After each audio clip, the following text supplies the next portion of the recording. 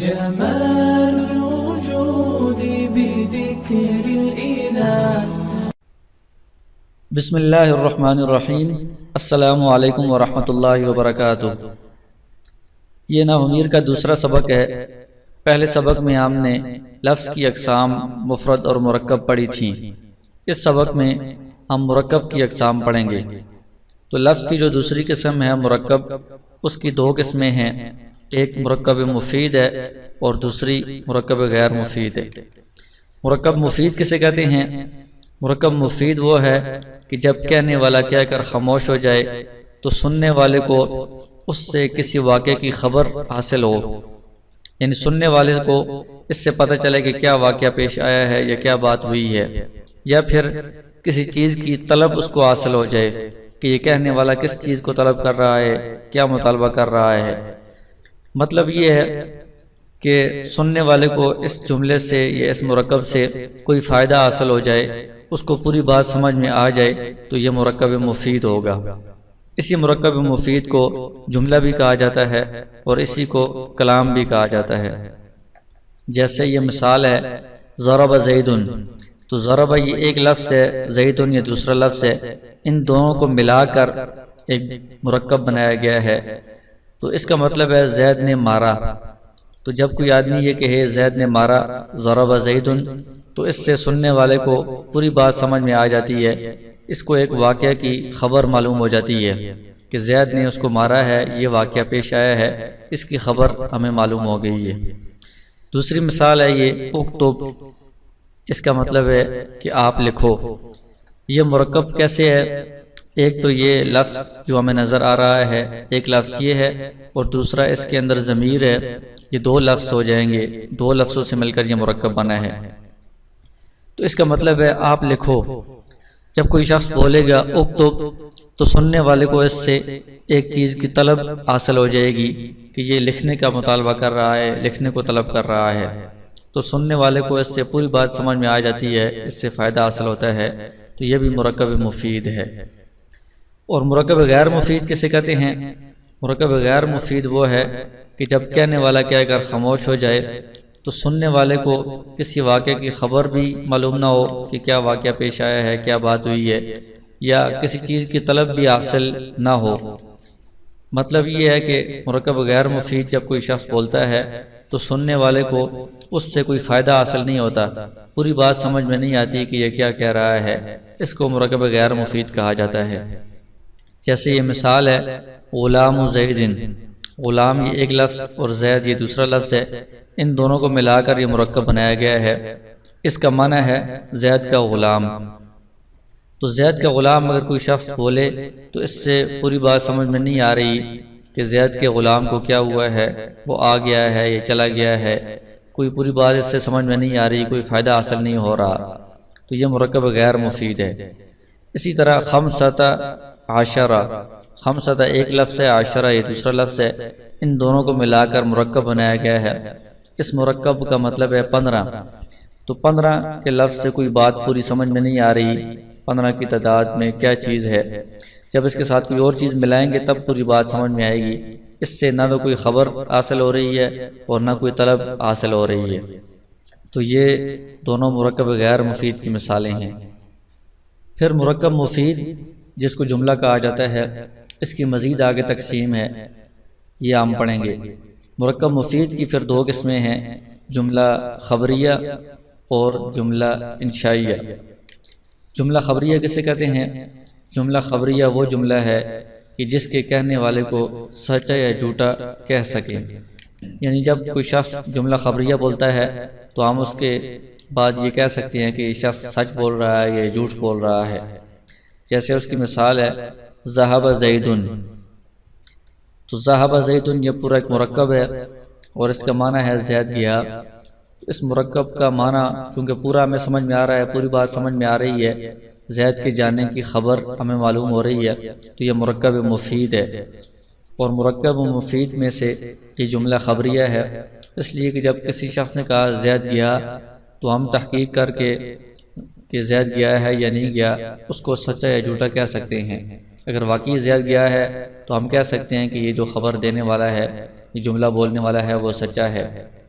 یا اگر زید تحقیق سے پتہ چلا کہ نہیں گیا تو ہم کہہ سکتے ہیں کہ یہ جو ذہب زید کہنے والا شخص ہے یہ جھوٹا ہے۔ اسی طرح ما ضرب زید، زید نے نہیں مارا، یہ ایک مرکب ہے اور مرکب مفید ہے، اس سے پوری بات سمجھ میں آ رہی ہے۔ تو جب کوئی شخص ما ضرب زید کہے گا کہ زید نے نہیں مارا تو ہم اس کے بعد تحقیق کر کے یہ کہہ سکتے ہیں کہ یہ شخص سچ بول رہا ہے یہ جھوٹ بول رہا ہے۔ تو یہ ما ضرب زید یہ بھی جملہ خبریہ ہے۔ اور جملہ انشائیہ کسے کہتے ہیں؟ جملہ انشائیہ وہ جملہ ہے کہ جس کے کہنے والے کو سچا یا جھوٹا نہ کہا جا سکے، یعنی وہ جملہ بولنے کے بعد ہم اس کو یہ نہیں کہہ سکتے کہ یہ سچ بول رہا ہے یہ جھوٹ بول رہا ہے۔ جیسے اکتب، یہ ایک مثال ہے، اس کا مطلب ہے آپ لکھو۔ ایک شخص دوسرے کو حکم دے رہا ہے کہ آپ لکھو، اس سے پوری بات سمجھ میں آ گئی ہے یہ مرکب مفید ہے، لیکن یہ ایسا جملہ نہیں ہے کہ ہم اس جملے کے بولنے والے کو سچا کہیں یا جھوٹا کہیں کہ یہ سچ بول رہا ہے یہ جھوٹ بول رہا ہے، کیونکہ سچ یا جھوٹ یہ خبر کے متعلق ہوتا ہے۔ کوئی شخص خبر دے تو ہم کہہ سکتے ہیں کہ یہ خبر سچی ہے جھوٹی ہے۔ کوئی شخص حکم دے رہا ہے تو اس کو ہم سچا یا جھوٹا نہیں کہہ سکتے۔ اسی طرح کوئی شخص سوال کر رہا ہے، جیسے مسمو کا، تمہارا نام کیا ہے، تو اس سوال کرنے والے کو ہم یہ نہیں کہہ سکتے کہ یہ سچ بول رہا ہے یہ جھوٹ بول رہا ہے، کیونکہ اس نے کوئی خبر نہیں دی، اس نے تو سوال کیا ہے۔ تو سوال کرنے والے کو سچا یا جھوٹا نہیں کہا جا سکتا، اس لیے یہ بھی جملہ انشائیہ ہے۔ مرکب مفید یعنی جملہ کی ہم نے دو قسمیں پڑھی ہیں، جملہ خبریہ اور جملہ انشائیہ۔ جملہ خبریہ کی پھر آگے دو قسمیں بنتی ہیں، ایک جملہ اسمیہ ہے اور دوسری جملہ فعلیہ ہے۔ جملہ اسمیہ کسے کہتے ہیں کہ چونکہ یہ جملہ مرکب ہوتا ہے دو یا دو سے زیادہ الفاظ سے، تو جس جملے کا پہلا جز یعنی پہلا لفظ اسم ہوگا وہ جملہ اسمیہ ہوگا۔ اسم کسے کہتے ہیں اور فعل کسے کہتے ہیں یہ ہم نے پہلے تعریف پڑھ لی ہے، اور آگے بھی ہم ان کی علامات پڑھیں گے تو اس سے اور زیادہ واضح ہو جائے گا۔ تو جس جملے میں پہلا لفظ اسم ہو وہ جملہ اسمیہ ہوتا ہے۔ اس کا جو پہلا لفظ ہوتا ہے اسم، اس کو مسند الیہ کہا جاتا ہے، اور اسی پہلے لفظ کو مبتدا بھی کہتے ہیں۔ اور جو اس کا دوسرا جز ہوتا ہے، دوسرا لفظ ہوتا ہے، اس کو مسند کہا جاتا ہے اور اس کو خبر بھی کہتے ہیں۔ جیسے یہ ایک جملہ ہے مرکب مفید، زید قائم، اس میں پہلا جز زید ہے اور دوسرا جز قائم ہے۔ تو پہلا جز زید یہ اسم ہے، ایک شخص کا نام ہے، اس لیے یہ جملہ اسمیہ کی مثال ہے۔ تو اس پہلے جز کو مبتدا کہتے ہیں، مبتدا کہنے کی وجہ یہ ہے کہ یہ ابتدا میں ہے، شروع میں ہے، اور دوسرے جز کو قائم کو خبر کہتے ہیں۔ خبر اس لیے کہتے ہیں کہ یہ اس اسم کے بارے میں خبر دی جا رہی ہے۔ اس کا معنی ہے زید کھڑا ہے، تو زید کے بارے میں یہ قائم قیام کی خبر دی جا رہی ہے کہ زید کھڑا ہے۔ اور دوسرا زید مسند الیہ ہے اور قائم یہ مسند ہے۔ یہ کیوں کہا جاتا ہے؟ مسند الیہ کا مطلب یہ ہے کہ جس کی طرف اسناد کی جا رہی ہے، جس کی طرف نسبت کی جا رہی ہے۔ تو یہاں پر جو زید ہے اس کی طرف کھڑا ہونے کی، قیام کی نسبت کی جا رہی ہے، اس لیے یہ مسند الیہ ہے۔ اور مسند اسے کہتے ہیں کہ جس چیز کی یا جس کام کی نسبت کی جا رہی ہو، تو یہاں پر قیام کھڑا ہونے کی نسبت کی جا رہی ہے، تو یہ قیام میں کھڑا ہونا یہ مسند ہے۔ اور جملہ فعلیہ کسے کہتے ہیں؟ جملہ فعلیہ وہ جملہ ہے کہ جس کا پہلا جز فعل ہو، تو اس پہلے جز کو مسند کہا جاتا ہے، اسی طرح اس کو فعل بھی کہتے ہیں۔ اور دوسرا جو جز ہوتا ہے اس جملہ فعلیہ میں اس کو مسند الیہ کہا جاتا ہے اور اسے فاعل بھی کہتے ہیں۔ جیسے یہ مثال ہے ضرب زید، اس میں ضرب یہ ایک جز ہے اور زید یہ دوسرا جز ہے۔ تو اس مرکب کا، اس جملے کا پہلا جز ضرب یہ فعل ہے کہ اس نے مارا، مارنا ایک کام ہے، اس لیے یہ جملہ فعلیہ ہے۔ تو اس پہلے جز کو فعل کہتے ہیں، دوسرے کو فاعل کہتے ہیں۔ اور اس میں جو پہلا جز ہے ضرب یہ مسند ہے، یعنی یہ وہ کام ہے جس کی اسناد کی جا رہی ہے، جس کی نسبت کی جا رہی ہے۔ تو ضرب مارنا ایک کام ہے، اس کی زید کی طرف نسبت کی جا رہی ہے۔ اور زید مسند الیہ ہے اس لیے کہ اس کی طرف نسبت کی جا رہی ہے مارنے کی۔ اس کے بعد ہم اس سبق کی مشق کریں گے۔ یہ بہت ساری مثالیں دی گئی ہیں، ان میں کچھ جملہ اسمیہ ہے اور کچھ جملہ فعلیہ ہے، تو ہم نے ان میں سے تلاش کرنا ہے کون سا جملہ جملہ اسمیہ ہے اور کون سا جملہ جملہ فعلیہ ہے۔ اور پھر جو جملہ اسمیہ ہے اس میں مبتدا کون ہے، خبر کون ہے، اور جو جملہ فعلیہ ہے اس میں فعل کون ہے اور فاعل کون ہے۔ تو سب سے پہلے یہ جملہ ہے الشمس طالیعۃ، اس میں دو جز ہیں۔ پہلا جز الشمس، یہ اسم ہے، یعنی سورج کو کہا جاتا ہے، سورج طلوع ہونے والا ہے، سورج ایک چیز کا نام ہے، تو یہ اسم ہے، تو یہ جملہ اسمیہ کی مثال ہے۔ جملہ اسمیہ میں جو پہلا جز ہوتا ہے الشمس، یہ مبتدا ہوگا، اور جو دوسرا جز ہے طالیعۃ، یہ خبر ہے۔